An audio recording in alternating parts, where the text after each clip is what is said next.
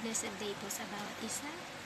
Ang words of encouragement ko ngayong umaga na to ay mababasa natin sa Matthew 11:28, and I know for sure lahat po tayo ay very familiar sa verse na to. Sabi niya, Matthew 11:28, "Come to me all you weary and burdened, and I will give you rest." Sa Tagalog po, sabi niya, "Lumapit kayo sa akin, kayong nahihirapan at nabibigatan sa inyong mga pasanin, at kayong aking bibigyan ng kapahingahan." Amen po. Sa totoo lang, hindi po ganun kadali maging OFW, di po ba? Malayo tayo sa pamilya, malayo tayo sa mga tao na alam natin na we are confident in sharing our emotions, our thoughts. Mas malayo tayo sa mga taong alam natin na makakapagbigay sa atin ng counsel and comfort. Pero huwag po natin kakalimutan na kahit saan man tayo naroon, anumang sitwasyon natin, meron tayong malalapitan. Siyang ating Panginoong Jesus na He always cares for all our sufferings, our heartaches and pains. Amen po. Sabi nga niya sa 1 Peter 5:7, sabi na, "Cast all your anxiety to Him because He cares for you." Wala na pong iba na tunay na who really cares what we are going through, kundi ang ating Panginoong Jesus lamang. Yeah, mga kapatid, I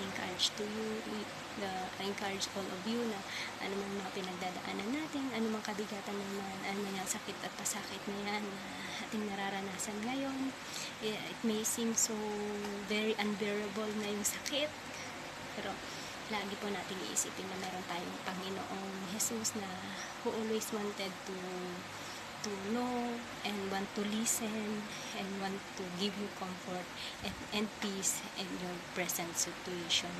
Wala pong mahirap sa Panginoon. Anumang sakit yan, anumang kabigatan yan, kaya niyang pagalingin, kaya niyang hilungin, kaya niyang pagainin, kaya niyang tutulungan ka niya to tunnel through sa iyong mga pasanin, sa iyong mga problema ngayon, dahil wala pong mahirap sa ating Panginoon, lalo na sa mga anak niya na mahal niya. Kapatid, Jesus died for you. Alalahanin mo yan. Kung ang Panginoon Jesus binigay niya ang kanyang buhay para lamang maligtas ka, ano pa kaya ang hindi niya kayang ibigay sa iyo ngayon na He is already seated at the right hand of the Father interceding for you. Kaya, at ibinigay pa niya ang banal na espiritu na nananahan sa puso mo, na who always wanted to help you in every situation you are in. Kapatid, Jesus loves you, at ako rin, mahal na mahal ako ni Jesus. At isang patotoo na meron talaga akong pinagdadaanan yun, super yung problema na yun, parang pag-iisipin ko, it will really crush me with my emotions, with my thoughts, with my feelings. Pero na pag-isip-isip ko, that is not my fight. It's the Lord's battle. Kaya napakasarap na bulay-bulayin ang salita ng Panginoon day and night. Napakasarap na bulay-bulayin ang salita ng Panginoon habang magtatrabaho tayo dito kahit anong busy. We just commune to the Lord. We just lay all our heartaches and burdens and pains to Him, dahil wala na pong ibang makakapagbigay ng solusyon sa mga problema natin. Wala na pong makakatulong sa atin, lalo sa ating mga OFW, kundi ang Panginoon Jesus lamang. Always remember, Jesus loves you, Jesus cares for you, and always wanted to comfort you in every situation you are in.